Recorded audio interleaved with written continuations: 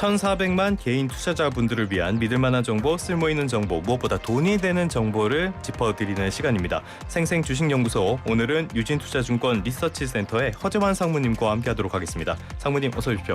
네, 안녕하십니까. 내일부터 연휴인데 어떻게 계획은 세우셨습니까? 저희도 쉬어야죠. 그렇죠. 주말에도 이렇게 보고 계실 수는 없죠. 네. 예, 그러면 스트레스 받아서 오래 못 사실 겁니다. 네, 쉴 때는 푹 쉬고 오시기 바라겠습니다. 밤사이 뉴욕 증시 상황부터 한번 살펴보겠는데요. 이번에도 또 상승 마감을 했더라고요. 계속 오르고 있던데 어떤 이유가 있었습니까?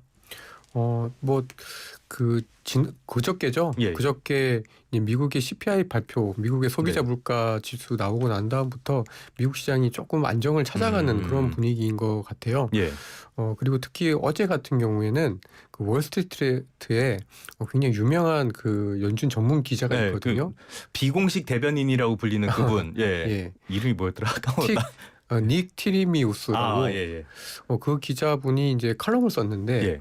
여기서 이제 미국의 연준이 저희가 추석 끝나고 난 다음에 FOMC에서 혹시 50bp도 금리를 내릴 수도 있다라는 네. 뉘앙스의 글을 올렸어요. 물론 이제 금리 인하를 너무 많이 하는 것도 사실은 경기가 나쁘다라는 거기 때문에 그렇죠. 나쁠 수가 예. 있는데 오히려 이제 그 내용을 살펴보면 미국이 인플레를 잡기 위해서 75bp씩 금리를 올리기도 했는데 예. 경기를 살리기 위해서 25bp 이상의 금리를 내릴 수도 있는 거 아니냐라는 뉘앙스였거든요. 예.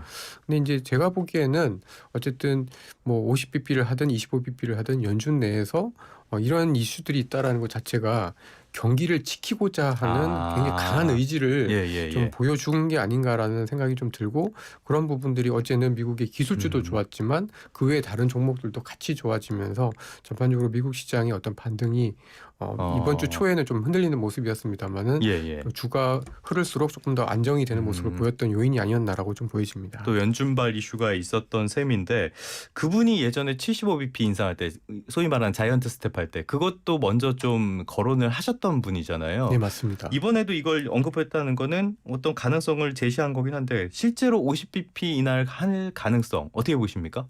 저희는 그렇게 보고 있지는 않죠. 그렇죠. 예. 왜냐하면 이번 달에 발표된 미국의 고용 지표나 물가 지표가 서서히 둔화가 되고 있는 건 맞지만 그렇다고 해서 당장 50bp가 지금 굉장히 필요할 정도로 임박할 정도로 경기가 나쁘다라고 보고 있지는 않아서 저희는 이제 25bp 인하를 얘기를 좀 말씀을 드리고 있긴 한데요. 어쨌든 그 기자분의 이야기는 연준 내 분위기가 경기를 살리는 쪽으로 확실히 바뀌었다라는 부분에 있어서는 나름 의미가 있는 게 아닌가라고 좀 보여집니다. 인하는 일단 확실해진 셈이라고도 할 수가 있겠네요. 네, 그렇습니다. 근데 아까도 조금 언급을 해주셨지만은 실제로 그 빅컷이라고 하는 거 50bp 인하를 했을 때 이게 증시의 호재가 될 수가 있습니까? 어떻게 보십니까? 사실은 과거에 보면 이렇게 금리를 가파르게 내렸을 때는 안 좋았습니다. 그만큼 경기가 안 좋았다는 뜻이기 때문에. 그리고 이게 원래 스텝이 아닌 속도로 빨리 내린다라는 것 자체가 자기네들이 경기를 잘못 봤다는 거잖아요. 그런 거기 때문에 사실은 스텝이 꼬여버린 거기 때문에 사실은 이제 주식시장에서 썩 좋지는 않았었던 경험들이 워낙 많았습니다. 그러니까 정말 경기가 너무너무 나쁘다든지 위기가 있을 때만 그렇게 했었기 때문에 늘 과거의 경험으로만 보면은 50bp 금리 인하가 주식시장의 호재다 이렇게 볼 수는 없을 것 같고요. 그렇지만 이제 50bp 인하를 할 정도로 또는 고려를 할 정도로 의지가 있다라는 거를 연준에서 그런 의지들을 25bp 인하를 하면서도 이제 밝혀준다라고 하면 그러면 주식시장은 또 조금 긍정적으로 반응을 하지 않을까라는 기대들을 하고 할 수 있을 것 같습니다. 알겠습니다. 그런데 문제는 이 결과가 우리 추석 연휴 끝나고 지금 나온다는 건데 그러면 저희는 그동안 대응할 방법이 사실 없잖아요. 손 놓고 손 빨고 있어야 되는데 어떻게 좀 대응을 해야 됩니까? 준비를? 네. 그러니까 결국 저는 이제 투자는 좀 이게 저희가 하루 사고 팔고 하는 걸로 이제 생계를 이어가는 입장이 아니다라고 하면은 사실은 이러한 좀 긴 연휴 기간이라고 해서 투자를 안 한다거나 또는 어떤 큰 이벤트를 앞두고 이렇게 좀 쉰다거나 이런 거를 저희가 추천하고 드리지는 않고 있고요. 결국 저희가 투자를 한다는 거는 앞으로 좋아질 산업 좋아질 거에 대한 기대에 투자를 하는 거기 때문에 지속적으로 지금 당장 어떤 주식시장에 또 위험이 크게 높아지지 않는다라고 하면은 꾸준히 할 거를 좀 조언을 드리고 싶습니다. 예. 근데 다만 이제 지금 시장에서 특히 좀 관건은 뭐 그 미국 연준의 금리 인하도 있지만 예. 사실 미국 대선도 있고 그렇죠. 뭐 예. 굵직굵직한 이슈들이 있다 보니까 지금 당장은 아주 공격적으로 투자를 하기보다는 조금 방어적으로 예. 좀 안정적인 것들을 중심으로 해서 좀 저희가 가져가면 예. 어떨까 뭐 이런 말씀들을 드릴 수 있을 것 같습니다. 미국 대선 이야기가 나와서 후보 토론회는 어떻게 보셨습니까? 아주 재밌게 봤고요. 저희도 껄껄 웃으면서 봤는데. 네. 예. 저 그 해리스 후보가 이렇게 특히 낙태 얘기를 할 때 예. 그 트럼프 후보의 동공이 약간 흔들리는 듯한 그런 모습들을 보면서 예. 이거 역시 낙태라는 질문에 보수적인 그 공화당 후보가 굉장히 좀 난감해하는구나. 네. 그리고 그 외에 다른 질문들에 대해서도 되게 약간 짜증을 내고 화를 내는 듯한 모습들을 보여주면서 뭐 토론 자체만 보면은 확실히 해리스 후보가 조금 네. 더 잘하지 않았었나 이렇게 좀 봤던 것 같습니다. 그래서 트럼프의 미디어 그 회사 DJT 같은 곳에 주가가 많이 하락하고 급락했죠. 네, 그랬던 것 같은데 그렇다면 지금 시점에서 해리스 후보랑 관련된 이런 것들 좀 매집을 한다든지 이런 것들도 괜찮은 전략일까요? 그래도 될까요? 물론 이제 해리스 트레이드라고 해가지고 이제 예. 뭐 친환경 쪽이라든가 이런 쪽들을 관심을 가질 만한 것 같긴 한데요. 근데 저는 뭐 여전히 선거 결과는 모른다라고 보고 있습니다. 예. 왜냐하면 여전히 미국의 200년 넘는 그 역사에서 여성이 대통령이 된 적도 없고 맞아요. 예. 또 유색 인종이 대통령 된 적도 없고 지금 미국 인구의 여전히 57% 이상은 백인이기 때문에 그쵸. 사실은 뚜껑을 열어봐야 된다라고 좀 생각이 좀 들어서 오바마 전 대통령이 굉장히 이례적인 사례였던 거죠. 예. 그래서 좀 미국 대선 전까지는 너무 한쪽에 베팅을 하는 거는 좀 자제를 하자라고 좀 말씀드리고 싶습니다. 알겠습니다. 이렇게 사실 테마에 따라서 왔다 갔다 거리는 건 그렇게 좋은 건 아니니까. 네. 알겠습니다. 요거는 약간 여담식으로 저희가 주식 거래를 계속 하고 싶다. 추석 연휴에도 가능합니까? 유진투자증권을 이용하면 됩니까? 이게 해외 주식인데 예. 저번에 한번 큰 사고가 있었잖아요. 예, 그렇죠. 그러고 난 다음에는 사실은 이제 거래가 좀 많이 힘들어졌습니다. 그래서 연휴 기간 동안에는 저희 이제 기존의 어떤 HTS 단말기를 통해서 거래하기는 좀 쉽진 않으실 것 같습니다. 연말 연휴 전에는 말씀하신 대로 뭐 장기적인 시각을 보든지 단기적으로는 뭐 그렇게까지 막 할 건 없으니까 아무튼 그렇게 좀 대응을 하시는 게 좋을 것 같고요. 개별 종목 이야기를 해보도록 하겠습니다. 계속 이슈가 되는 회사 엔비디아죠. 엔비디아가 계속 좀 조정을 받다가 최근에는 반등하는 흐름이 있었는데 엔비디아는 왜 오르는 겁니까? 이제 저희 언론에서는 네. 젠슨 황 CEO가 골드만삭스에서 열린 테크놀로지 컨퍼런스에서 이제 AI와 관련돼서 수요가 엄청나다, 막 감동적이다, 뭐 이런 얘기까지 했었거든요. 굉장히 세게 말씀하셨더라고요. 근데 이제 그 내용들을 조금 더 이제 자세히 살펴보면 사실 그 전에 미국의 오라클이라는 회사가 있거든요. 근데 이 회사도 이제 클라우드하고 AI 쪽에 관심들이 많은데 최근에 이 회사가 그 슈퍼컴퓨터의 주문을 받았다고 얘기를 하고 있고 그 슈퍼컴퓨터에 이 엔비디아의 GPU가 블랙웰로 된 GPU가 뭐 13만 개인가 들어가는 엄청난 슈퍼컴퓨터 주문을 받았다라고 얘기를 했습니다. 한 대 구하기도 힘든 거를 13만 대? 그러니까 이제 그럴 계획으로 이제 칩을 구하는 목적으로 해서 이제 슈퍼컴퓨터를 만드는 주문을 받았다는 거죠. 그러니까 이제 그런 것들과 이 젠슨 황의 컨퍼런스에서 한 얘기가 딱 맞아떨어지는 게 여전히 AI 수요는 여전히 세구나라는 거를 좀 확인시켜 주면서 뭐 당일날 주가가 엄청 올랐고 오늘 아침에도 좀 주가가 올랐었던 게 아닌가라고 좀 보여집니다. 사실 여기에 여파가 우리 시장에도 오면서 어제 코스피가 오랜만에 상승 마감을 했고 오늘도 초반이지만은 에게 뭐 이런 느낌이 한데 0.24% 정도 코스피가 오르고 있는데요. 반도체 기업들이 약간의 반등을 보여줬고요. 이것도 배경이 된 것 같습니다. 말씀하신 것처럼 그 포럼에서 젠슨 황 CEO가 TSMC 외에 다른 파운드리 업체에 AI 반도체 생산을 맡길 수 있다라는 이야기를 했는데 이거 삼성전자밖에 없는 거 아닌가요? 그렇습니다.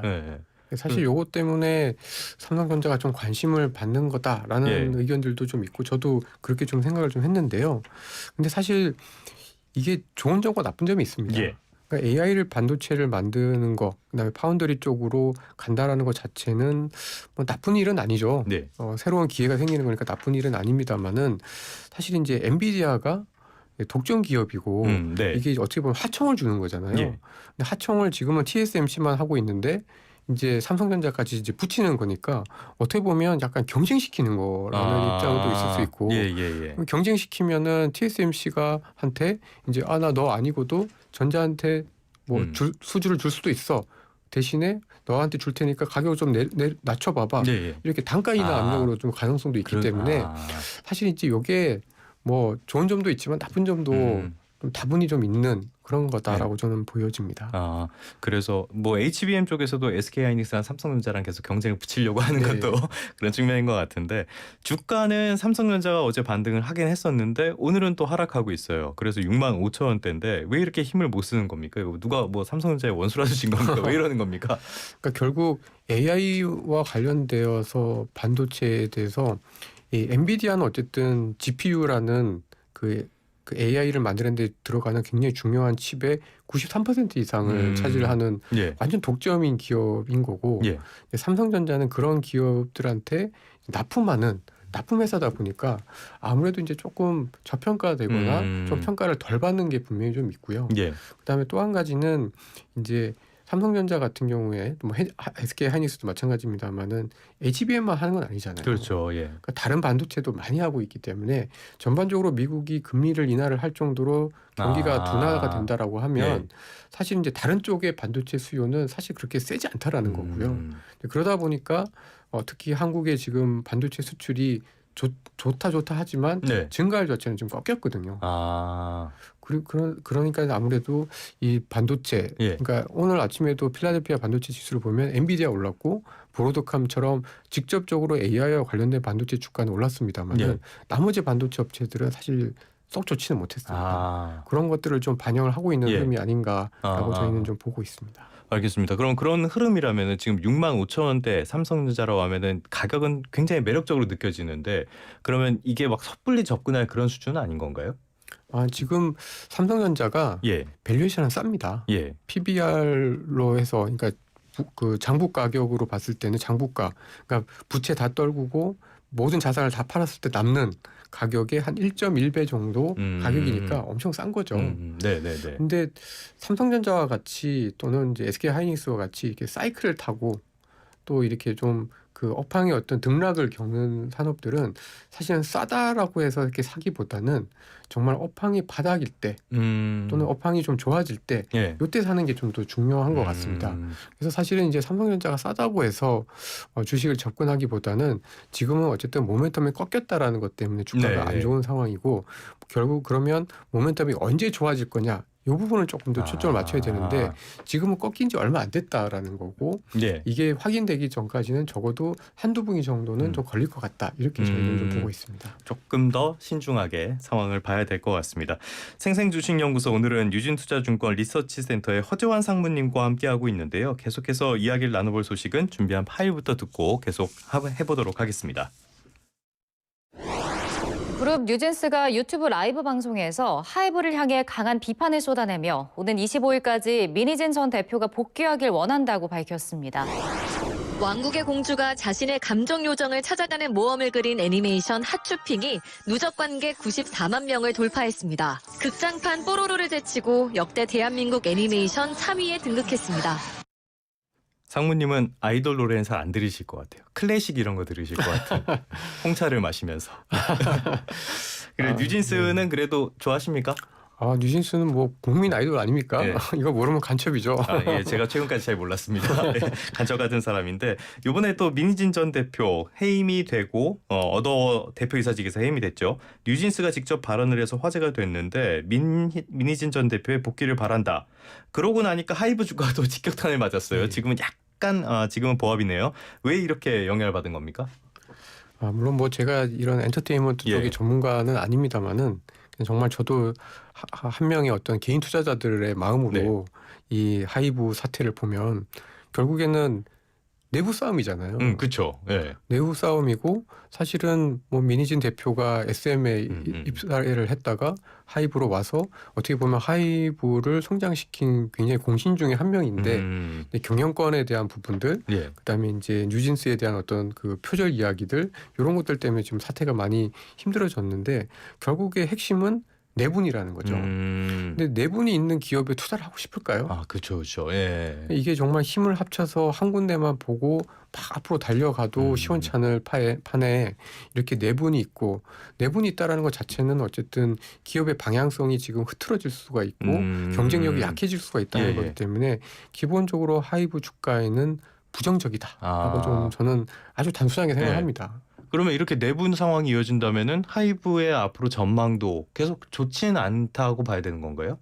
그러니까 이게 좀 마무리가 되기 전까지는 예. 불확실하다라고 좀 보여지고요. 그리고 결국에는 뭐 하이브 같은 큰 회사랑 물론 뭐 중소기업을 이렇게 막 제가 폄하하고 싶지는 않습니다만은 결국에 제일 중요한 거는 기업의 CEO고 CEO가 어떤 마음을 가지고 투자자들과 업을 바라보느냐가 굉장히 좀 중요한데 지금 이러한 상황에서 과연 방시혁 의장이 지금 이제 하이브의 어떤 방향성에 대해서 정말 명확하게 보여줄 수 있느냐라고 보면은 그건 아닐 가능성이 지금 당장은 높다라는 거고, 그리고 자기가 어떻게 보면 키운 사람에 대해서 이렇게까지 하는 걸 보면 주주들한테 잘할까라는 의심들도 사실 좀 드는 거죠. LA에서 이상한 사진이나 찍히고.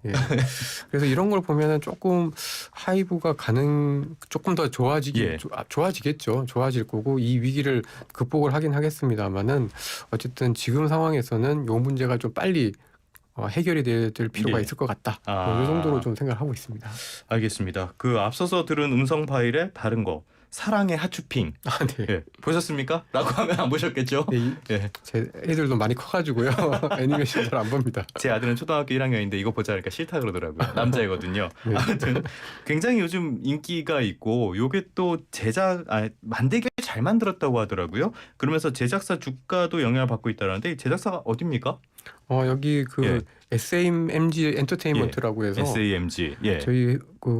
저희 이제 한국에서는 이 3D 애니메이션으로는 어쨌든 좀 잘하는 그런 기업으로 보시면 될 것 같은데 아무래도 이제 이런 애니메이션 또는 이런 엔터테인먼트 회사들이 약간 좀 이런 히트 상품이 있을 때는 또 바짝하다가 또 이런 것들이 없어지면 또 약간 죽기도 하고 이런 이제 등락을 좀 보이는 약점들이 있긴 합니다만은 어쨌든 지금 요게 굉장히 핫하죠. 굉장히 핫해서 주가도 굉장히 많이 올랐습니다. 그럼 이게 지속적으로 가는 게 아니라 뭐 또 등락을 거치면서 간다는 말씀이세요? 히트했을 때 확 올라가고 그 다음에는 부진하고 이런 상황이라는 거예요? 네, 그렇습니다. 그러니까 이게 영화 제작사들도 그렇고 엔터테인먼트 회사들도 보면은 그 수입원이라는 게 어떻게 보면 좀 일정해야지 이게 기업들이 이제 어떤 지속 가능성들이 높아지면서 지속적으로 돈을 꽤 벌어야지 이게 밸류에이션도 높아지게 되는데 이런 회사들이 약간 약점이 히트 상품이 있을 때 이제 약간 레벨업 했다가 또 이게 히트 상품이 없거나 또는 히트 상품이 없을 때는 좀 기간이 좀 오래가 되기도 하는 그런 모습들이 좀 있어서 사실 이제 이런 기업들이 주식 투자하기에는 그렇게 만만치는 않은 상황이다라고 좀 보시면 될 것 같습니다. 알겠습니다. 실적 어쨌건 실적도 중요하긴 할 텐데 제작사 실적이 어떻습니까? 사실 요번에 그 애니메이션의 성공으로 흑자가 좀 전환이 될 것 같긴 한데요. 그렇다면 지금 적자라는 얘기네요. 그렇죠. 그게 좀 많이 안타까운 것 같습니다.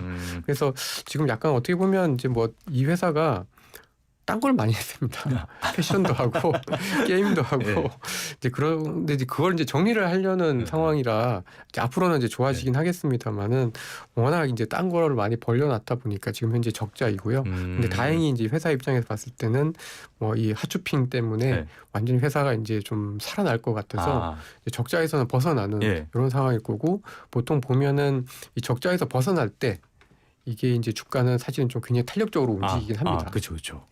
알겠습니다. 앞으로 좀 기대를 해볼 필요가 있겠습니다. 잘하는 거에 집중을 하는 선택과 집중의 모습도 중요하지 않을까 했습니다.